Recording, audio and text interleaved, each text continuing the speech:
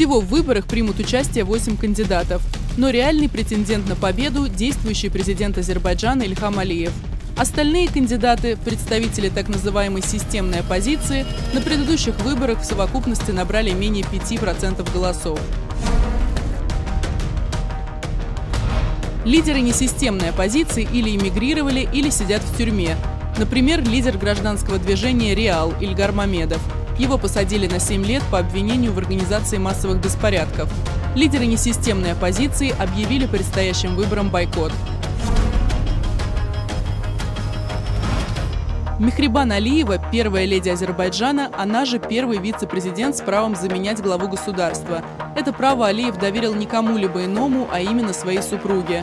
Первая леди Азербайджана может сыграть важную роль в очищении госаппарата от старой партийной номенклатуры. Да, азербайджанцы будут жить лучше, если цены на нефть будут расти.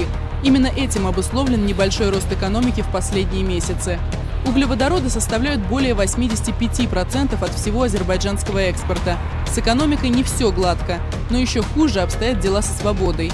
В рейтинге «Годовой индекс демократии» Азербайджан занял 148 место из 165. В случае победы на предстоящих выборах Ильхам Алиев будет править еще 7 лет, с правом неограниченное количество раз избираться на пост главы государства. А это значит, что Алиев фактически может превратиться в пожизненного президента.